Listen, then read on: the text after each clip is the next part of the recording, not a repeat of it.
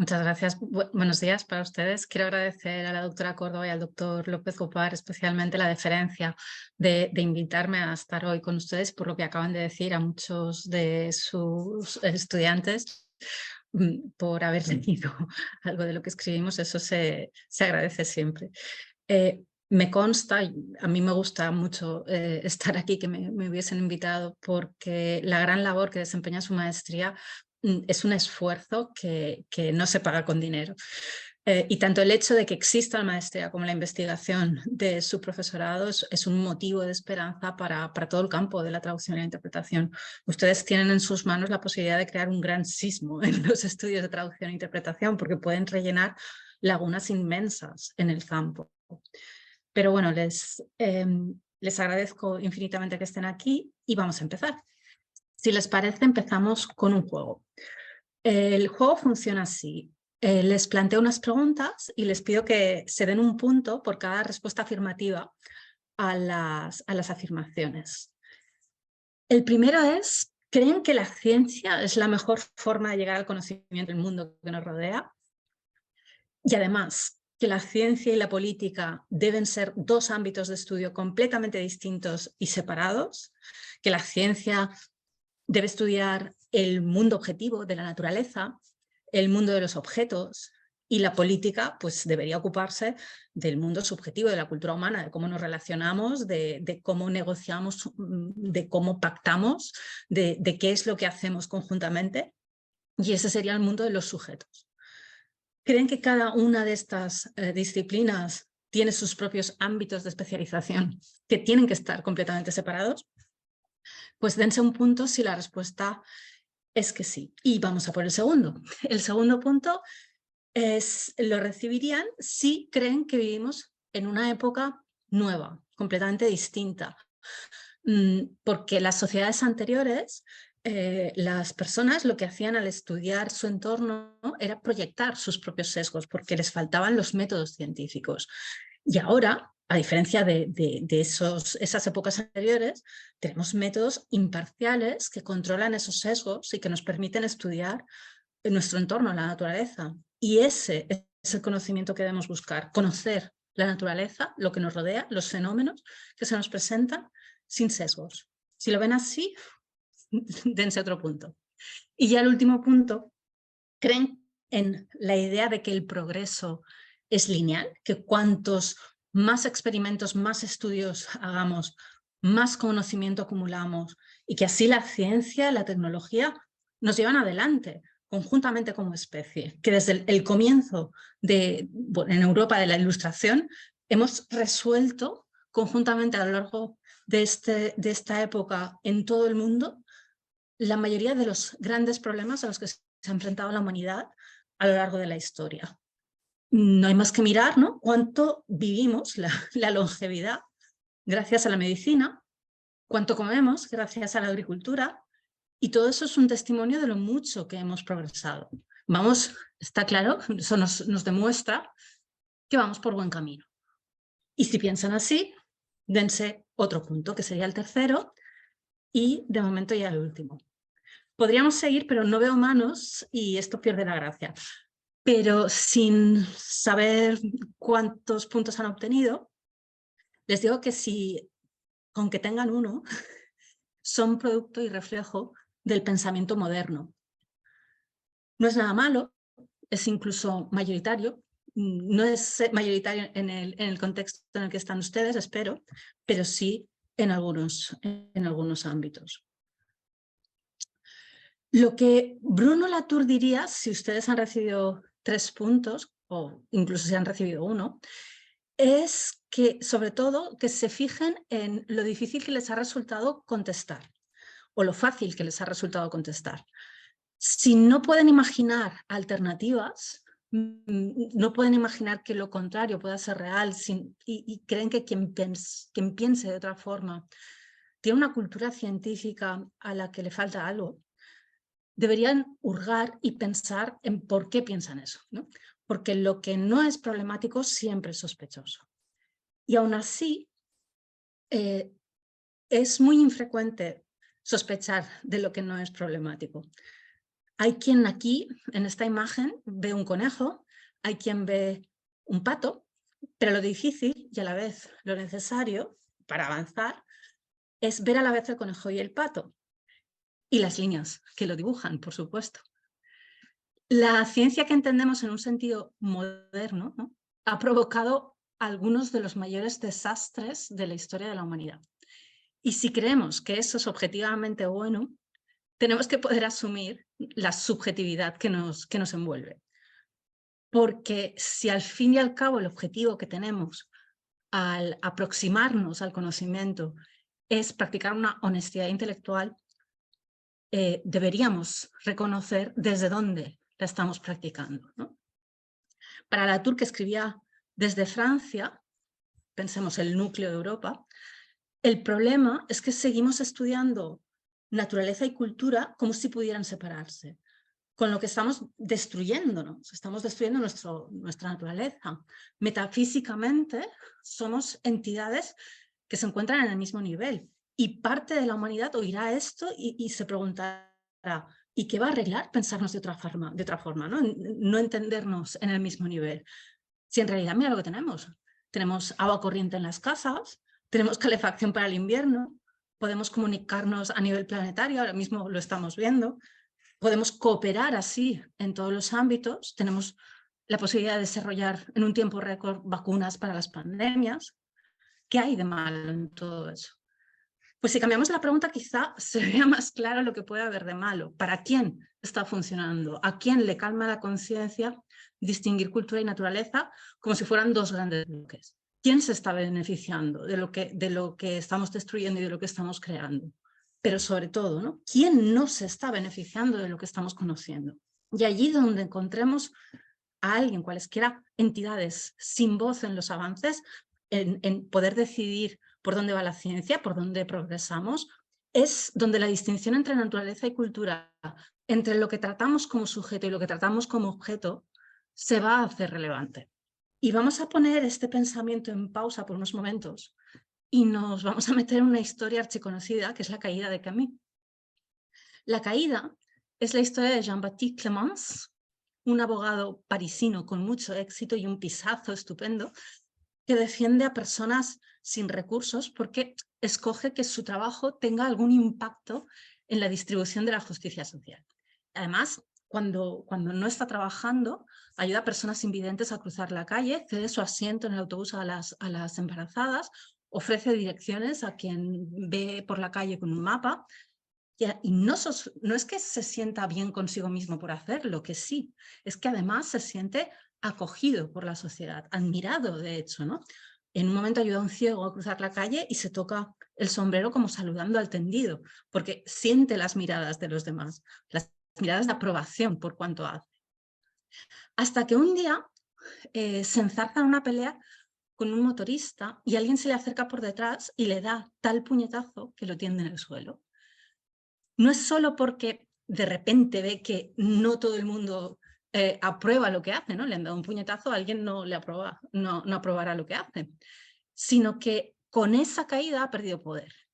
No ha evitado el puñetazo, pero si le pasase a otra persona, Clemens se ve a sí mismo diciéndole, uy, yo lo habría evitado, yo hubiera hecho, no sé, un movimiento grácil y rapidísimo y hubiera evitado el puñetazo. Se ve juzgado por sí mismo, por su propia mirada, y ese incidente inicia una crisis de identidad que se acentúa otro día, que va por un puente y oye reír a carcajadas. Se siente juzgado porque siente que se ríen de él.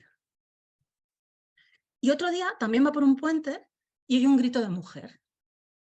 Y al poco un golpe en el agua, como que la mujer ha caído por el puente, pero decide no hacer nada.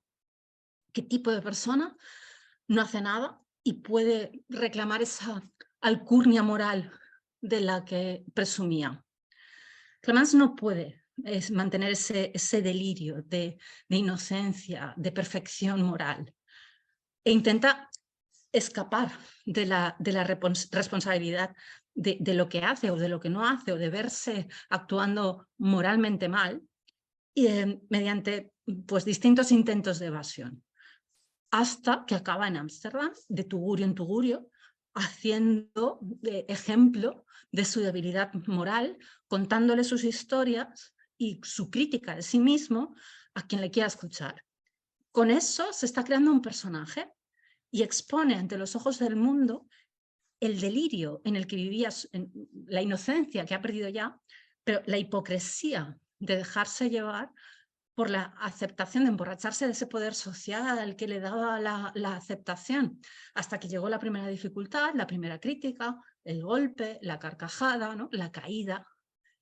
Y para gestionar esa identidad perdida, esa moralidad o santidad, Clamence se inventa un personaje que le permite no sufrir directamente las críticas, sino ser el que critica.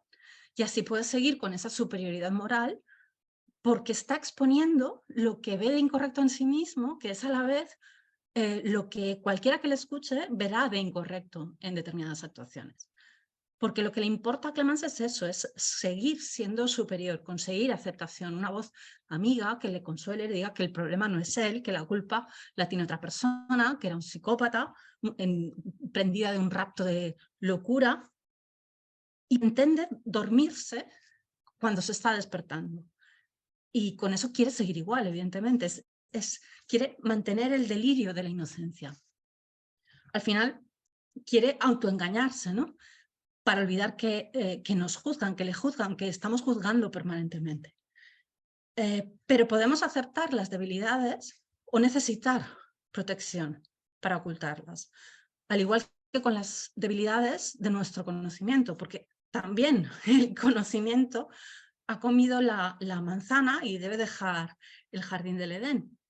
Y esa vulnerabilidad también se intenta ocultar, pero esos delirios que intentan ocultar la caída, nuestra caída conjunta de la inocencia ilusoria de una ciencia neutra, merecen que los escuchemos. ¿Y qué hacemos con las estrategias diseñadas para evitar la responsabilidad sobre el conocimiento creado? ¿Revelamos para quién se han creado o qué hacemos? Lo que exige para la ciencia la caída no es la amnesia que pretende Clemence o una aceptación hipócrita y continuar igual, sino tomar conciencia, porque ahora el conocimiento lo tenemos, y desarrollar mecanismos para reflejar que en lo que hacemos, que la ciencia no puede ser neutra. Y uno de esos mecanismos son las declaraciones de posicionalidad. Las declaraciones de posicionalidad es observarnos, consisten en decirles a los demás que nos observen de la forma en que somos, para que no tengan que creerse como universales los conocimientos que podamos generar.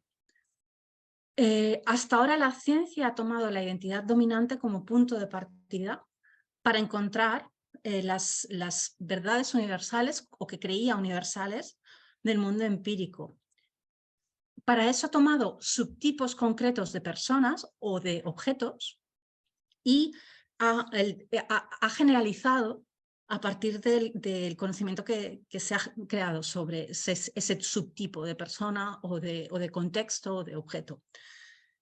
Al presentar esos resultados como universales, se han desatendido, pero es que también se han desalentado estudios sobre objetos alternativos, sobre las diversidades que se han considerado hasta ahora demasiado particulares, y esto tiene mucho que ver con los métodos con los que investigamos, que se han considerado demasiado particulares para llegar a conclusiones reales que nos puedan dar conocimiento utilizable en toda la disciplina, o que se han considerado demasiado complejas para diseñar estudios propiamente científicos, o científicos con muchas comillas.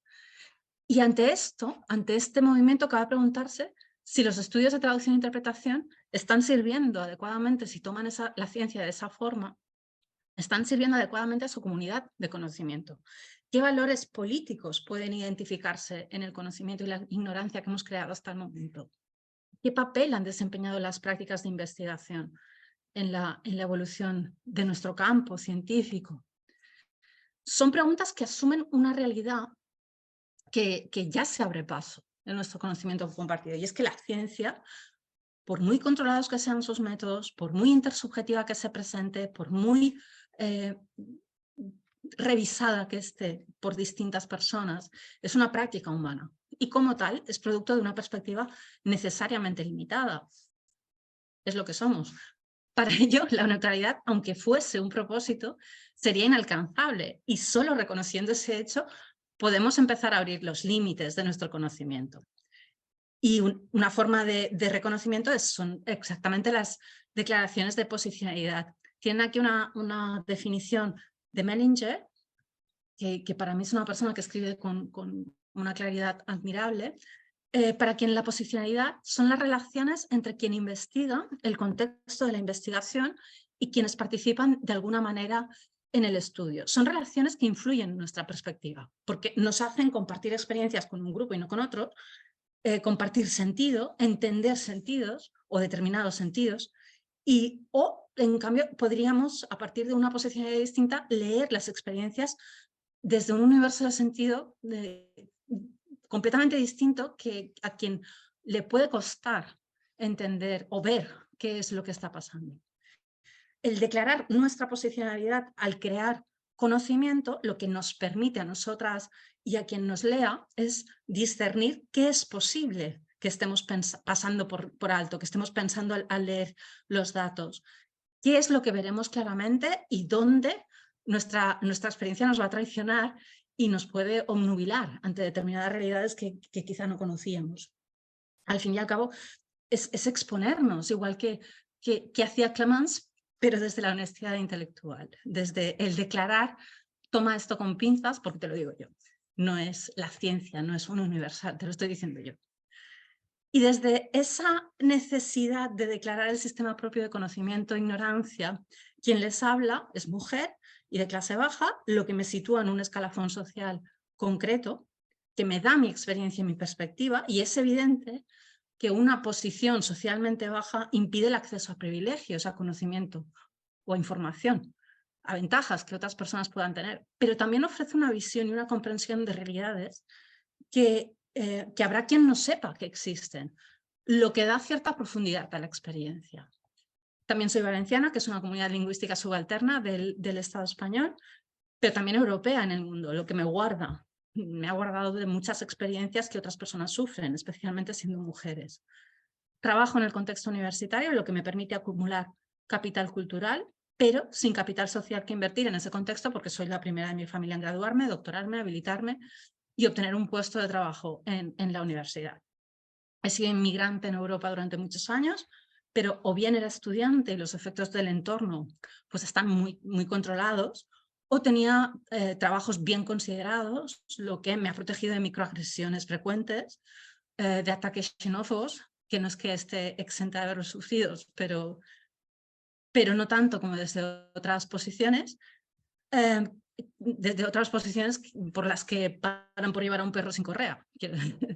No. Y desde esa posición, con las ventajas justas para poder acceder a la creación del conocimiento, que es un privilegio, desde la que el interés por las ignorancias creadas pues viene un poco casi dado, ¿no? Viene con cierta facilidad por una exposición constante a asunciones dominantes no compartidas, ¿no? Lo que provoca disonancias cognitivas. Algunas pueden ser más o menos traumáticas, pero que al fin y al cabo permiten ver que esas asunciones que se presentan como universales no lo son tanto. Da cierta claridad, ¿no? Y ese es el tema que anuncia el título de esta charla, el desconocimiento creado y legitimado institucionalmente por los estudios de traducción e interpretación, por las decisiones que han hecho que conozcamos prácticas dominantes y hayamos conocido asunciones presentadas como universales y que están dando forma a estudios con independencia de que los contextos sean similares. Pues que hayamos aportado luz sobre unas incógnitas mientras dejábamos de mirar otras, ¿no? Porque nuestros esfuerzos son limitados, somos personas, tenemos los recursos que tenemos, y porque el poder de establecernos como disciplina internacionalmente procede de un sistema concreto, con unas reglas concretas, y porque como colectivo hemos tomado en esa dirección unas decisiones políticamente influidas, revestidas hasta cierto punto de esa pátina de inocencia ilusoria que no es más que un delirio. Pero también nos hemos rebelado colectivamente contra la esclavitud al destino, ¿no? a la neutralidad que buscaba el Clamence de Camus. Y hemos tomado la responsabilidad de desandar caminos, o estamos empezando a tomarla. Pero la pregunta básica, ¿no? ¿Por qué no tomar el camino ya andado? ¿Por qué un estudio, una inversión de nuestra energía y nuestra pericia personales podría tener un cariz político? ¿Qué efectos puede tener que una persona decida pues, algo que se le presenta con más facilidad y que puede quizá darle facilidades en la vida? ¿Por qué debemos resistirnos a esa facilidad que se nos presenta? Pues porque somos humanos y los efectos de nuestros actos no están aislados. Estamos en un contexto, situados en un momento de la historia, acumulando conocimiento junto con otros. Somos gregarios, desde que nacemos nunca hemos sido autónomos.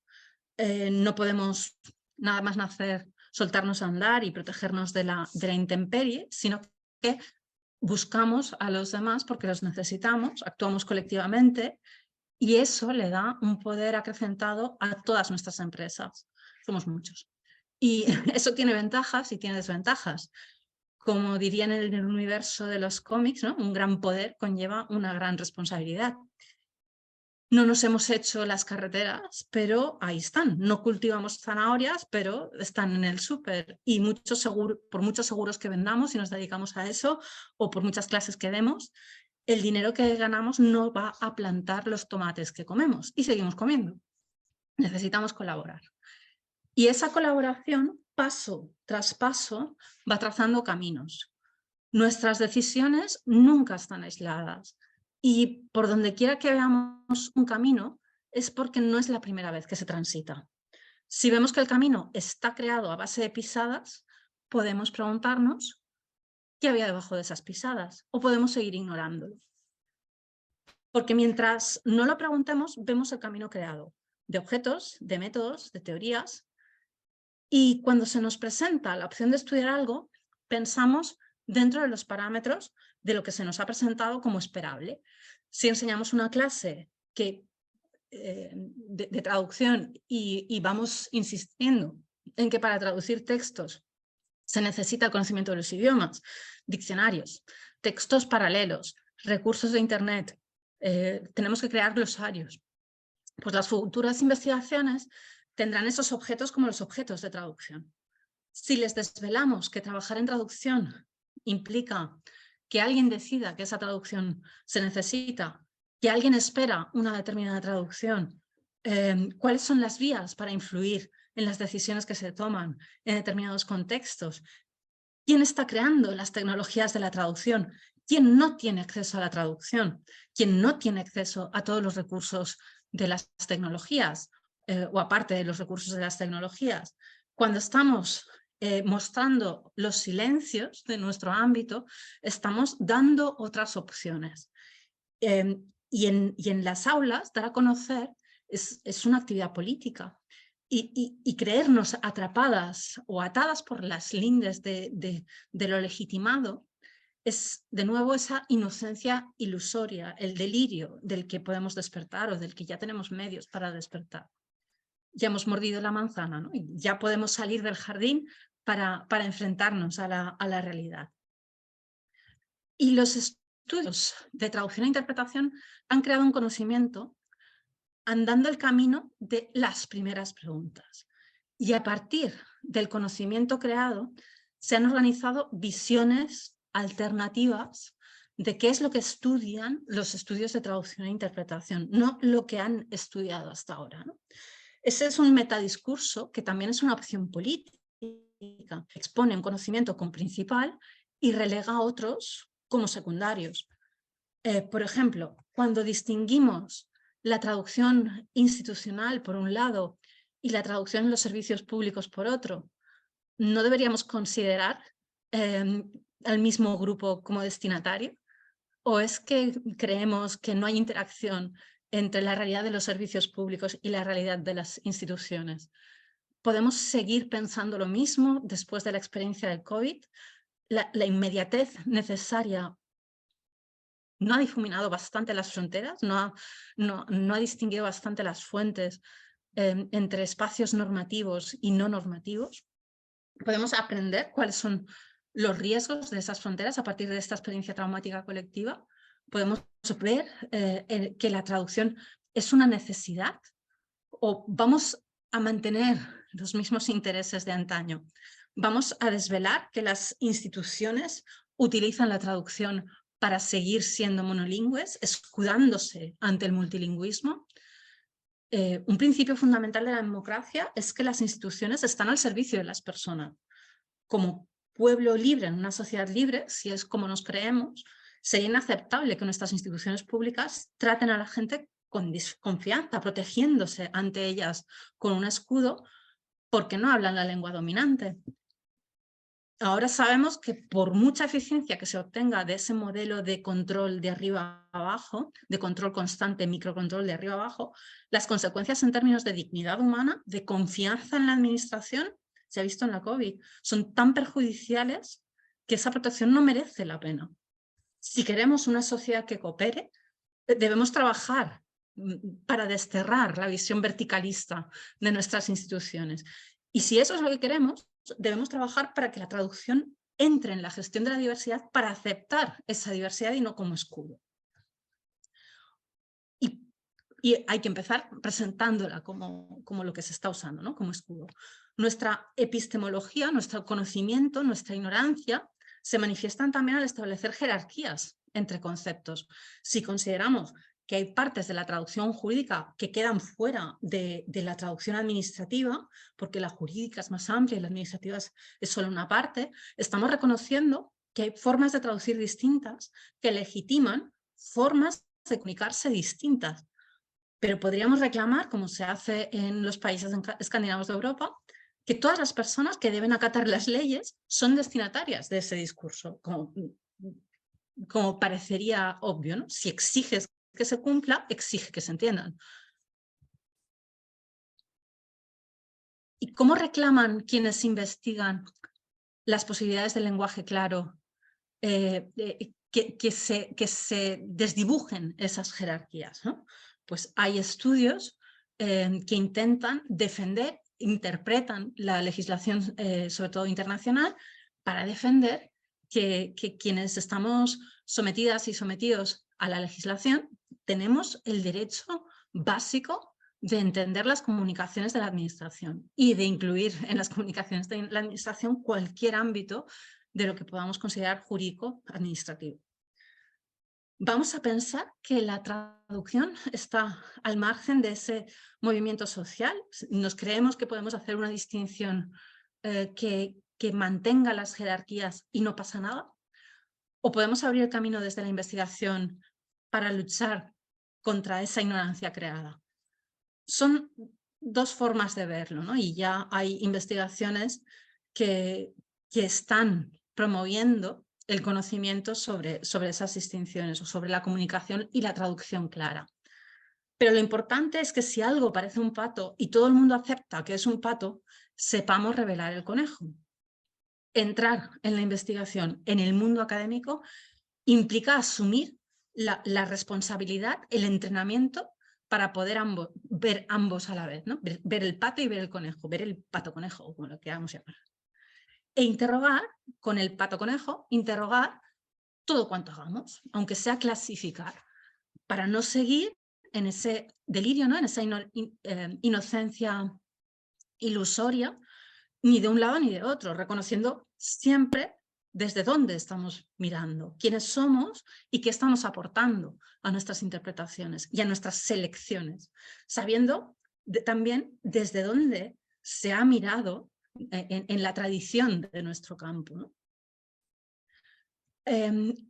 Al final se trata de salir de ese paso marcado ya por el césped que todo el mundo ha pisado y ayudar al campo de los estudios de traducción e interpretación a reconsiderar cómo afronta el camino de la creación de, a la vez, conocimiento, creación de ignorancia, cómo crea, cómo difunde sus normas de calidad, cómo garantiza que quien investiga, incluida la generación del futuro y quien se forma para traducir, pueda tener las herramientas adecuadas para reconsiderar esos caminos.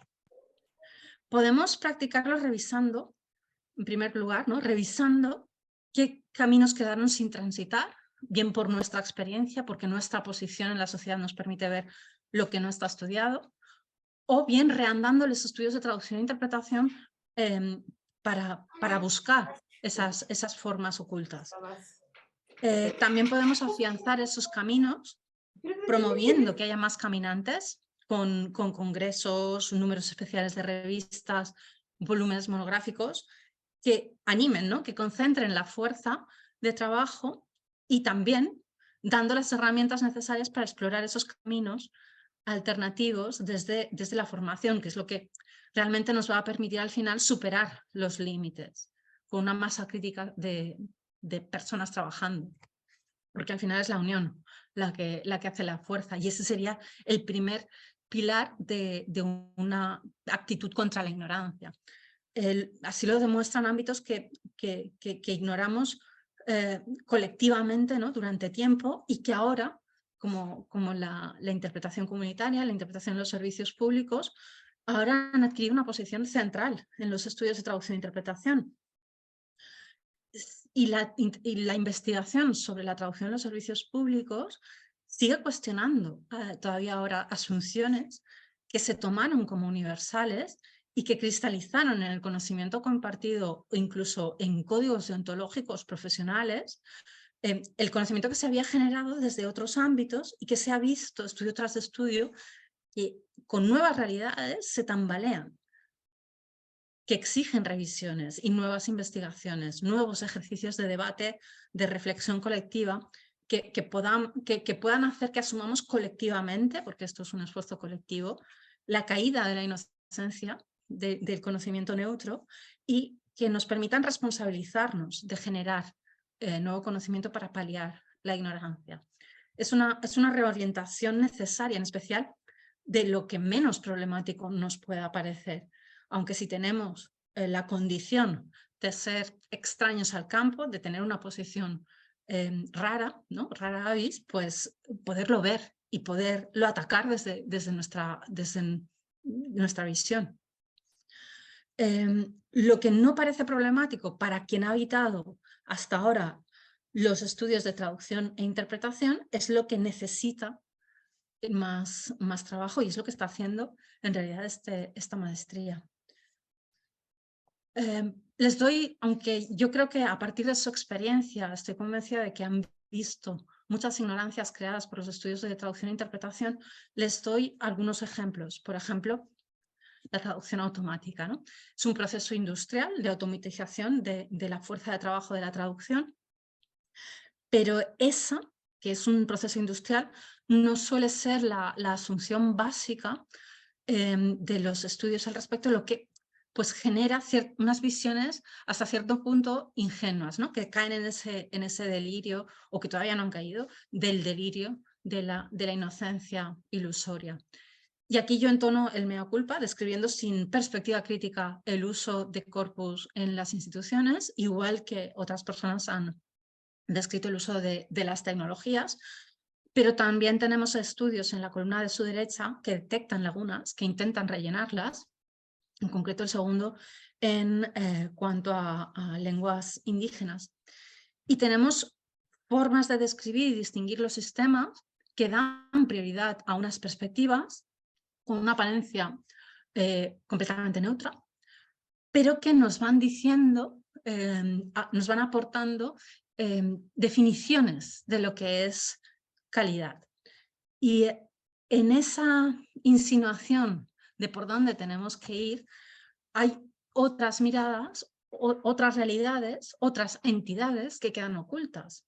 Y aquí habría que volver a la división jerárquica entre objeto y sujeto. Por ejemplo, ¿cómo reconocemos la visión del planeta, de la naturaleza, en los debates científicos? ¿O cómo reconocemos la visión de esa fuerza de trabajo que está intentando sustituir la traducción automática? ¿La hemos recogido hasta el momento suficientemente? ¿Y qué ocurre con los perjuicios prácticos de la traducción automática? Si usar una traducción automática, como ocurrió en un caso famoso, hace que un equipo médico informe a una familia que hablaba swahili que su hijo ha fallecido cuando simplemente se estaba recuperando, ¿quién se responsabiliza? ¿Cómo detectamos esos casos si se está confiando en una traducción sin saber comunicarse más allá que con la traducción automática? ¿Quién determina que está bien hacer firmar a una mujer una donación de órganos si la traducción le dice a esa mujer que está donando las herramientas de su marido?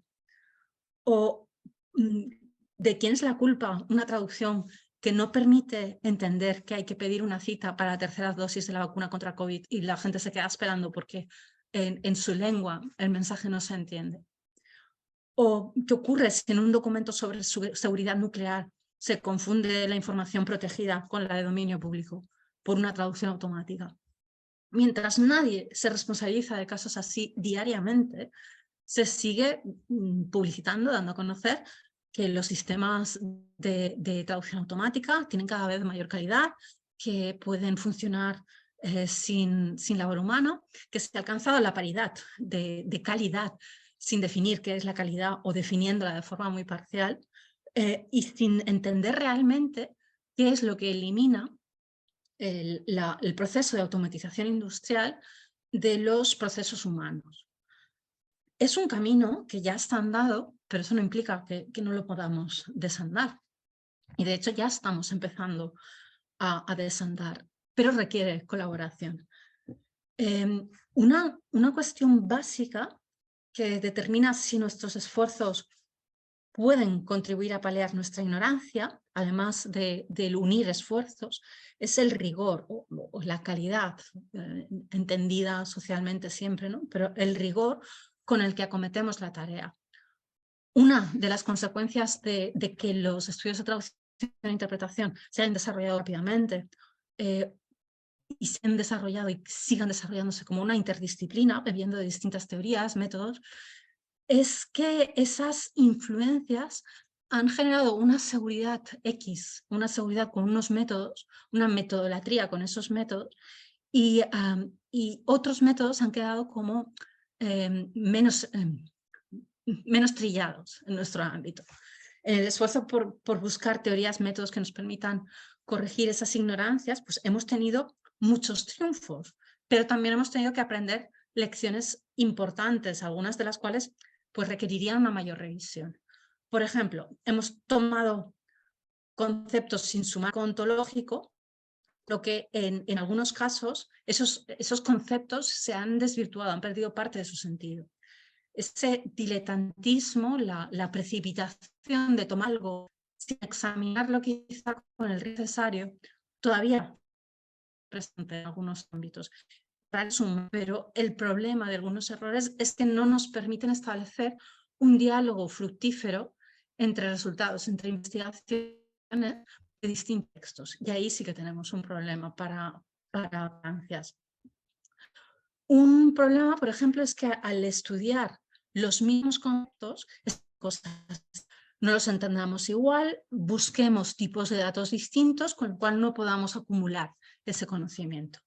Y eso de no poder acumular el conocimiento es peligro. Estamos andando caminos ignorados hasta el momento, porque es muy necesario que toda la investigación cuente, toda la que se realice pueda contar. Por ejemplo, por poner un ejemplo, el estudio del hábitus, que es un concepto que se ha trabajado desde varias perspectivas en sociología, en el estudio de la conducta social y en traducción lo hemos aplicado mucho, pero se ha operacionalizado con conceptos diferentes, lo que quiere decir que hemos buscado datos diferentes para describir lo mismo. Unos estudios, por ejemplo, incluyen la identidad social como el hábitus, pero otros no. Se demuestra que unos estudios entienden el concepto desde un ámbito psicosocial de interacción, mientras otros lo ven desde la perspectiva global de la cultura. Hay también estudios, aunque por suerte son los menos, que desvirtúan la noción hasta el punto de transformar el estudio de las predisposiciones de la persona de una forma que sería el hábitus, lo confunden con el entorno de trabajo, lo que casi parece una opción entre entender los conceptos que nuestro estudio va a servir al debate global.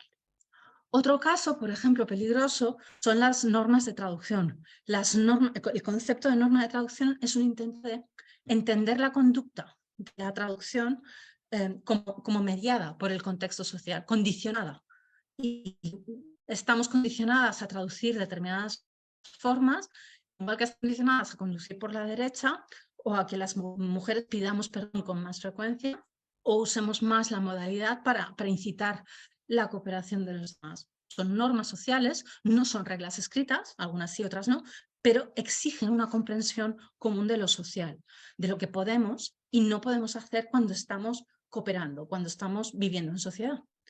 Y esos condicionantes, en algunos ámbitos de la traducción y la interpretación, siguen trabajando sin el significado social. Por ejemplo, para entender la conducta en sociedad en general, debemos aceptar que hay veces en que acatar la norma y otras en las que no acataremos la norma, lo que significa que no temeremos el castigo social que vendrá, pues porque será leve, porque puede ser una carcajada, una mala, no sé, no, porque si no ya miraríamos, ya intentaríamos cumplir con esa norma.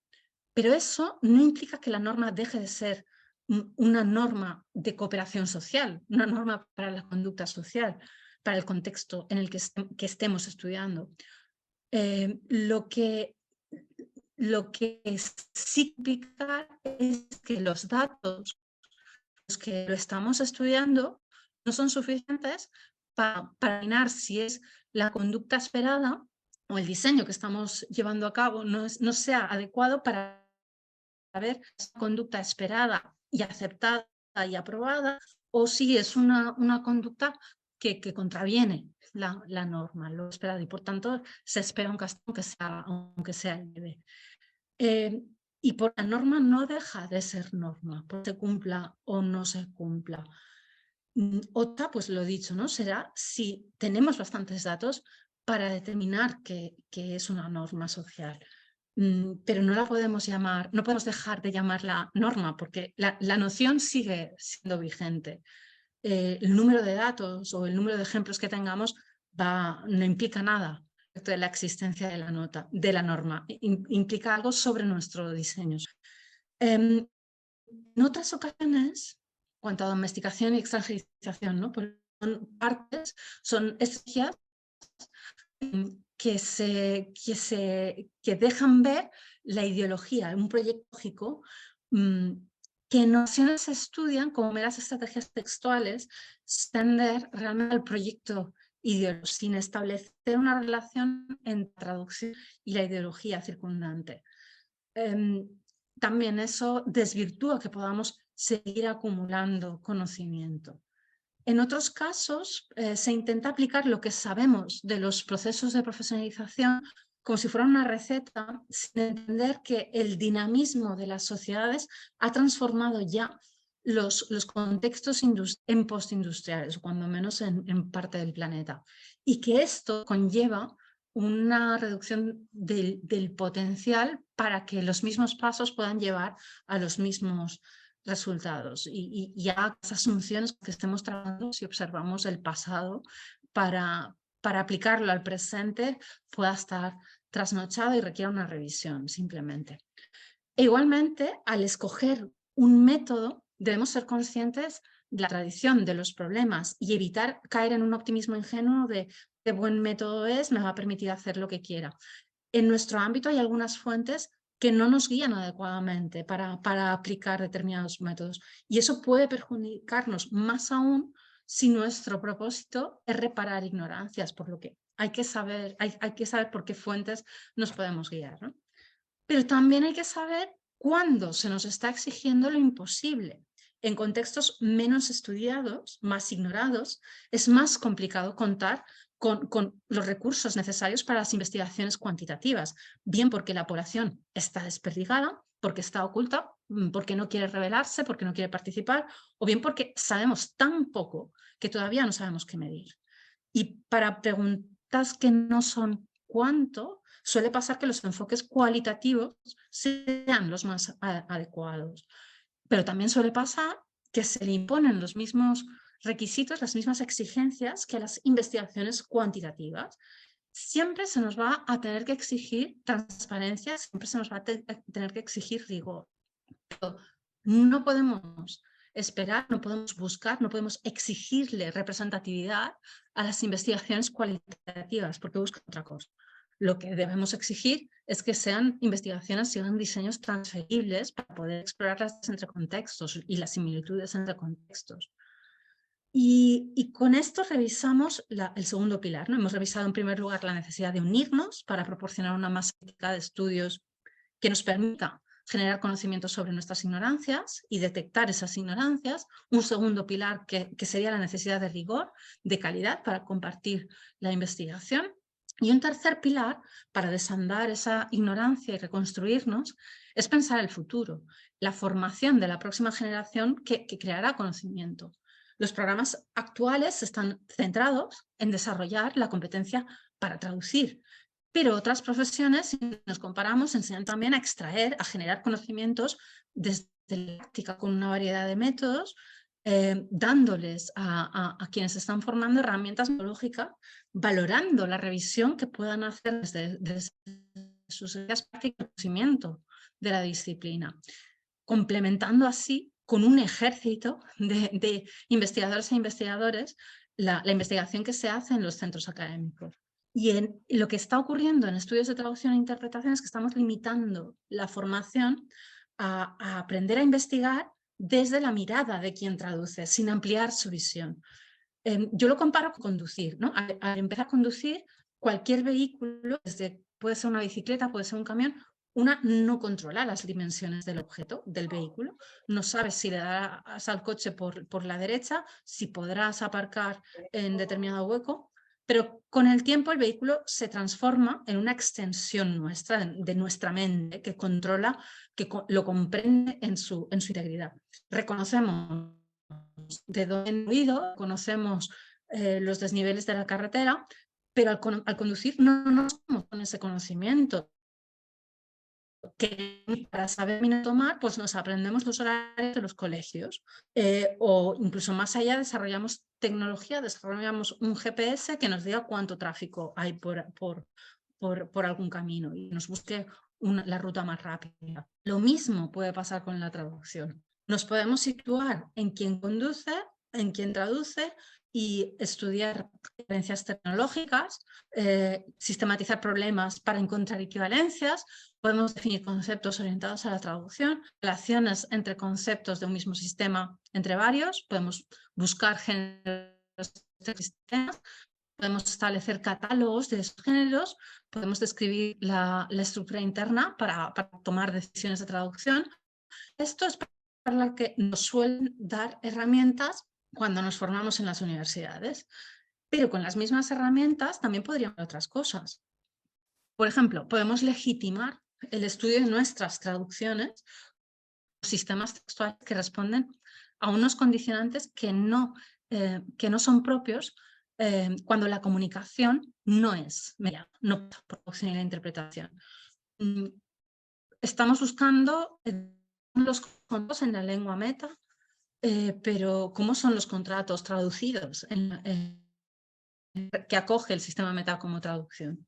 O los anuncios.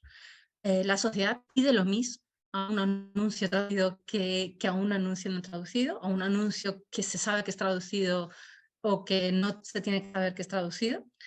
Nuestras prácticas de investigación invisibilizan lo que estamos enseñando a hacer. ¿Por qué seguimos estudiando solo textos originales en muchos años y seguimos pensando que estudiar traducciones o incorporar traducciones en un corpus puede contaminarlo? ¿Los originales no lo contaminarán? No es precisamente esa creencia que la traducción es subordinada y de menor calidad la que está fomentando el machismo de la traducción automática, ¿no? Estudiar las traducciones como artefactos interesantes, como productos de nuestro trabajo, exige que revisemos qué ¿qué entendemos por traducción? ¿O qué poder le damos a la traducción, ¿no? La traducción es un sistema productivo, no meramente reproductivo, produce textos. Reconocemos el poder que le damos a la traducción y para ello podemos intentar buscar otras vías de conocimiento, no solamente los textos. Podemos buscar las peticiones de traducción, las comunicaciones que se generan en peticiones, las expectativas, el grado de diferencia con el que se tratan las traductoras y traductores, las consecuencias de esas comunicaciones. Y para eso, la caja de herramientas con la que dotamos a quienes se forman en traducción e interpretación debe ampliarse, porque estamos con una caja de herramientas textual, estamos limitando las miradas. Y debemos reconocer que eso es una opción política limitante y que subordina a la traducción. Es una de nuestras clasificaciones posibles que observa a vista de pájaro los métodos que empleamos en estudios de traducción e interpretación. Si en un principio intentamos dotarnos de entidad, distinguirnos conceptualmente como disciplina de todas las demás, distinguir también nuestra subdisciplina, que es la traducción jurídica, que es la traducción judicial. Posteriormente hemos tomado la vista de conductoras con métodos textuales. Ahora estamos desarrollando la vista del GPS con una multitud de métodos. Y en esa evolución metodológica cambiamos lo que vemos, pero también lo que vemos nos cambia. Entre otras cosas, nos permite localizar nuestra posición, nuestra posicionalidad en el mundo. Y las sociedades también, nuestra ubicación en sociedades. Y así podemos estar atentas a lo que no vemos colectivamente, a lo que nadie está mirando, y la puerta a otras posiciones. Desde nuestras posiciones al traducir, al leer, al traducir, al investigar, al enseñar a investigar, al publicar, al escoger dónde publicar, en qué lengua publicar, al decidir qué publica cuando estamos ejerciendo las funciones de editoras, desde consejos de revistas, viendo libros, todas esas decisiones. Y al tomar esas decisiones tenemos un camino ya pisado ante nosotras que nos marca una guía. Cada una de esas ocasiones en las que ejercitamos el músculo de decidir, invertimos también nuestro tiempo y estamos contribuyendo a uno de los campos posibles de este multiverso de la traducción, de los estudios de traducción e interpretación. Podemos decidir invertir, porque son decisiones políticas, aunque las tomemos por inercia, podemos decidir invertir más tiempo en lo que ha recibido históricamente menos atención, o podemos seguir pisando el camino ya hecho, seleccionando objetos y teorías que nos lleven por los métodos más frecuentados en este panorama metodólatra, ¿no? O podemos asumir nuestra responsabilidad colectiva, observar cuál ha sido nuestra tradición, observar cuál queremos que sea nuestro futuro, considerar qué conocimiento requieren las comunidades históricamente más desatendidas, apartadas de las decisiones de traducción e interpretación, y ofrecerles nuestro tiempo, nuestras decisiones. A ver, las prácticas de estudio de la traducción y la interpretación hasta el momento han generado injusticias. Cuestión de injusticia o es también de una individual, ¿no? ¿Es ético? Nos podemos plantear si es ético seguir el mismo camino o tenemos que hacer un esfuerzo adicional para encontrar los caminos que nos han dado. Les dejo unas referencias, supongo que después la lección están ahí escritas por cuestiones que he contado y que no estaban incluidas en otras diapositivas. Les dejo también mis direcciones y ya, si no es mucha molestia, les dejo también el enlace a una encuesta que permite, que permitirá, la Universidad Jaume I nos permitirá recoger impresiones para un programa de maestría en traducción e interpretación que estamos intentando reformar y queremos conocer cuáles serían las necesidades. Quedo atenta a lo que quieran comentar. Creo que no me he excedido del tiempo y espero que haya posibilidad de preguntas. Gracias. Muchas gracias, doctora Esther. Pues tenemos 20 minutos para preguntas y respuestas. Si es menos, está bien. No puede ser más porque todos tenemos contado el tiempo, pero si alguien quiere levantar la mano, podríamos dar paso a lo mejor a 2 o 3 preguntas específicas.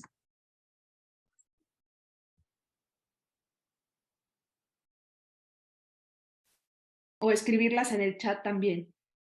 Cristina, adelante. Me voy a esperar, no sé si me escuchan bien, así si me... Sí, perfecto. ¿Sí?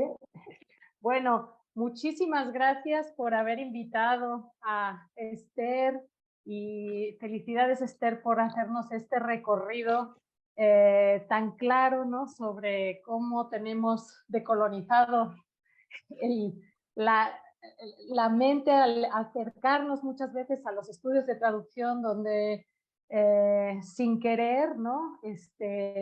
Tomamos o damos por sentado ciertas cuestiones que obviamente provienen de un contexto que no tiene nada que ver con el que tenemos aquí en México. Me da tanto gusto que hayas podido estar ahorita. Teníamos la ilusión de poderte invitar hace años y se nos cruzó la pandemia, ¿verdad? Y bueno, la pregunta sería como ¿desde dónde podríamos empezar a construir esos otros caminos de teoría, ya no solamente de práctica, ¿no? Que en la maestría pues vamos a intentar seguir cultivando, ¿no?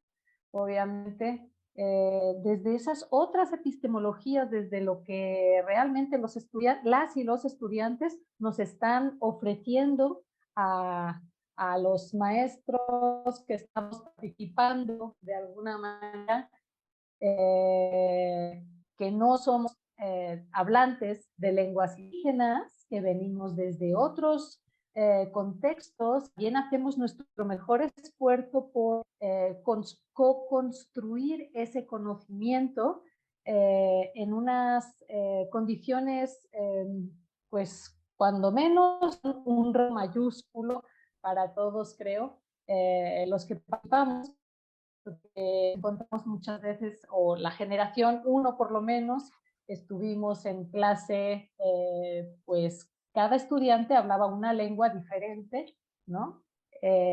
Y creo que ninguno de los dos que participábamos hablábamos ni cuicateco, ni nanteco, ni mixteco, ni zapoteco.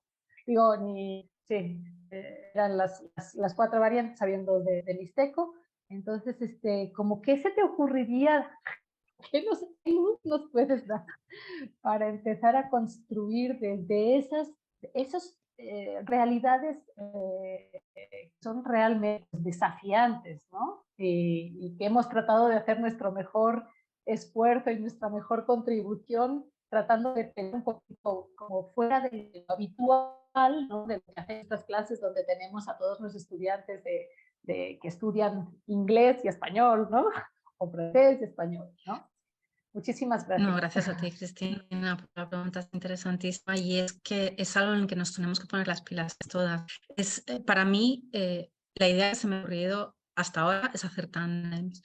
En algún contexto, hacer tándems de personas que están trabajando en el mundo profesional y que no tienen formación en método de investigación social para conocer sus realidades, pero en vuestro caso la doctora Cormaya me habló de las partículas lingüísticas, es una riqueza extraordinaria, son comunidades a las que no vamos a poder tener acceso si no es a nuestro estudiantado, si no es a través de vuestra maestría, es que nada más. Para mí es la idea de hacer tándems,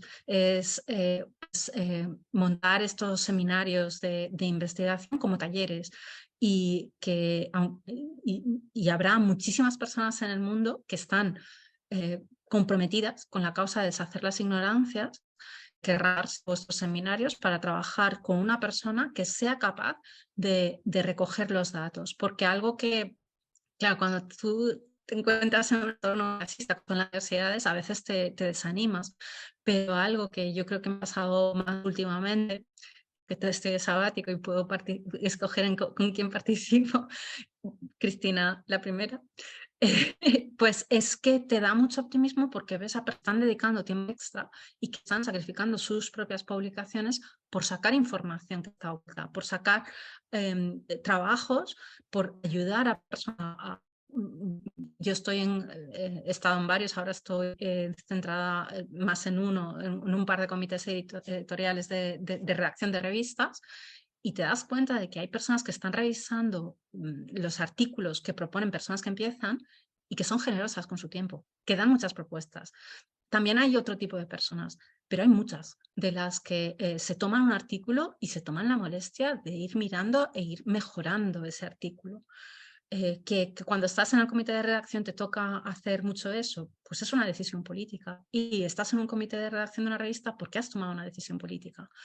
Y yo creo que o bien montar vosotras una revista, o bien simplemente montar estos seminarios, pero desde una perspectiva de este seminario sale un artículo de alguien, se monta un artículo y hay alguien que se compromete, que tiene los conocimientos lingüísticos o los contactos con la comunidad para poder obtener los datos, y hay alguien pues que tendrá, a mí me da mucha pena estas cosas cuando las hago porque me siento colonizadora, ¿no? Porque yo tengo una idea que creo que puede ser buena y acabas convenciendo a la persona que viene de la comunidad y que tiene realmente la riqueza del conocimiento, que te podría decir qué es lo que no está estudiado, pero todavía no tiene las lecturas para saber qué es lo que no está estudiado. Entonces, este papel nos toca hasta cierto punto colonizar, pero saber leer cuáles son las disonancias que esa investigación, si se lleva a cabo, está creando. Tenemos que estar alertas y tenemos que ser generosas con el tiempo y tenemos que tener una implicación política. Yo por ahí veo mucho futuro. Y aprenderán mucho tanto las personas que están apuntadas al máster como estudiantado, como el profesorado. Se aprende mucho. Gracias. A ti. Muchas gracias. ¿Alguien más? Bueno, hay muchas felicitaciones y bueno, también mucha descripción de las dificultades y de las características de las comunidades indígenas en México y en Latinoamérica, porque hay gente de varios países de Latinoamérica conectada. No sé si alguien más quiera hacer una pregunta, tenemos unos minutos, y si no, bueno, no sé si alguien... Sagrario, por favor, adelante.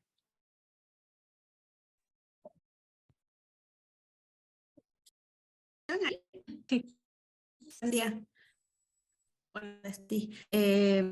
Bueno, la pregunta de Cristina no sé si la entendí más hacia la investigación, o también pensaba, ¿no?, en la cuestión de la docencia, ¿no? Porque ese es ahí como lo que me salpica, ¿no? O sea, me incluye y me preocupa. Todo. Claro, ¿no? O sea, puedo hablar en esta parte de las conversaciones que tenía con una compañera que también está dentro del programa al inicio, ¿no?, de la primera generación, en la que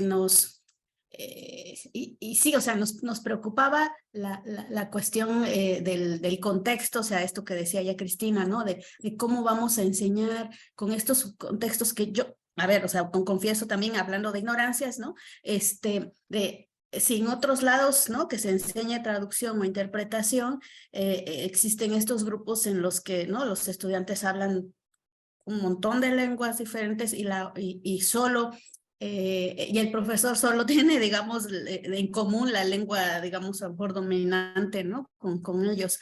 Entonces, bueno, eso, ¿no?, eso nos preocupaba mucho. Retomando tu palabra de la inocencia, dentro de nuestra inocencia, de decir, es que sí sabemos que algo se tiene que mover, algo se tiene que producir, y no en el sentido de artículos ni eso, sino de generar, ¿no? O sea, eso. Y es algo que comentábamos también siempre con los estudiantes, ¿no? Pues nosotros decimos esto, pero ustedes... que son los hablantes, ustedes que conocen las comunidades, ustedes que o sea, también a ustedes les toca, ¿no? Aportar. Entonces, si la pregunta, vuelvo ya ahora sí a la pregunta, en el camino inicial, ¿no? Así, en el que las bases que alguna vez lo fueron, justamente eso, ya no lo son, o sea, ya se están cuestionando, ¿no? Moviendo todos esos, ¿cómo eso? Mi pregunta ahorita es casi la misma que Cristina, o sea, ¿cómo empiezo, no? O sea, ¿cómo yo, profesora, empiezo para que después pueda ayudar a transmitir esto, ¿no? O sea, esa sería mi pregunta. Intento contestar por partes a lo que he entendido y por favor interrúmpame si ve que no lo entiendo. En primer lugar, sí que hay otros lugares, pensamos en Nueva Zelanda, con muchísimas lenguas indígenas que no están dentro de los programas universitarios y que se enseñan a través de la mediación de la lengua dominante. La lengua dominante, entendamos, yo también estoy en un contexto de lengua dominante dominada, entendamos que puede ser la lengua de comunicación siempre que sea una elección libre, si no, pues es una pérdida de dignidad que va a repercutir en aspectos emocionales de la docencia. Pero siempre y cuando esa aceptación exista y siempre y cuando se verbalice que hay una disculpa por ejercitar la dominación a través de la lengua, eso no tendría que ser ningún problema porque sí que hay competencias que son transversales a través de, en la traducción e interpretación con independencia de los idiomas. La otra parte que he entendido, no sé si es la segunda, pero otra parte que he entendido es la necesidad de crear recursos, ¿no? Por ejemplo, si pensamos en crear recursos para la traducción automática, ¿por qué no tenemos traductores automáticos todavía para las lenguas amerindias? Pues porque hace nada no teníamos ni la posibilidad de codificarlas con sistemas informáticos. Ese conocimiento sí que se está generando. ¿Qué podemos hacer desde el aula? Pues incluso se puede montar un proyecto de traducción automática, de confección de un sistema de traducción automática. No es tan complicado. Lo que necesita traducción automática neuronal, aparte de que consume bastantes recursos, son traducciones de calidad, no necesariamente muchísimas traducciones, necesita un soporte mínimo, pero lo que necesita son traducciones de calidad.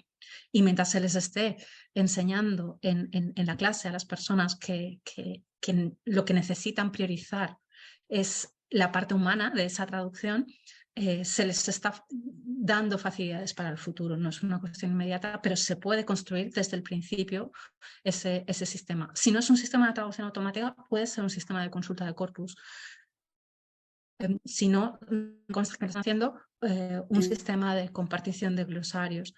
La cuestión es que quienes estamos en situaciones minorizadas, generalmente lo que queremos es compartir. No somos avariciosos con el conocimiento que creamos porque sabemos lo raro que es, sabemos lo precioso que es y queremos compartir. Entonces, compartir todo cuanto se haga en la clase, proyectarlo como una actividad social para el alumnado y para el profesorado, es que nos va a motivar el aprendizaje, va a generar una reacción afectiva por creación de recursos. Pero hay que enseñarles ese ethos, esa parte de cuando estás traduciendo, cuando estás generando recursos, estás trabajando para la futura comunidad y hay que compartir. Me consta que cada uno nos hemos formado en contextos diferentes, pero yo recuerdo hacer la carrera, la licenciatura de traducción y oír de todas mis compañeras que era una carrera muy competitiva. Ese ethos se tiene que romper y en grupos, yo estaba en un grupo de una lengua minorizada, en grupos con lenguas minorizadas ese ethos no era así. Podemos aprovechar que la perspectiva que tenemos de que necesitamos la cooperación porque estamos en una posición social más desaventajada, podemos aprovechar que eso nos lleva hacia cooperar, ¿no? Tenemos el conocimiento de lo que se necesita para cooperar, pero yo creo que lo están haciendo en su maestría. La cuestión es coordinarse y que todo el mundo vaya a una y que todo el mundo esté generando los mismos recursos. Yo creo que eso es esencial, pero evidentemente es un problema de cantidad. con lo cual hay que verlo desde un punto de vista cualitativo, hay que ayudar a la persona que se está esforzando, hay que tenerlo en cuenta en su evaluación, en su progreso académico, que no tiene recursos pero que los está generando. Se pueden hacer recursos a partir también de entrevistas a personas de las comunidades a las que esas personas van a tener acceso. Creo que tienen todavía el sistema de clases virtuales en marcha, con lo cual las personas no tendrían que desplazarse de sus comunidades para poder conseguir, pues, aunque... Yo recuerdo mi experiencia de las frases hechas, ¿no? de preguntar en mi pueblo cuando tenía un texto y conocía el significado de la frase, de la fraseología en inglés, pero no acababa de encontrar algo que quisiera usar en mi lengua. Recuerdo ir por el pueblo para preguntar. ¿Tú cómo dirías? ¿Tendrías una frase? Eso se puede hacer y eso puede generar después una base de datos de paremias, de unidades fraseológicas. Hay muchísimo trabajo por hacer. Yo sé que les cae encima, pero es que tienen muchas puertas abiertas. Es muy emocionante. No sé si he contestado. Más o menos.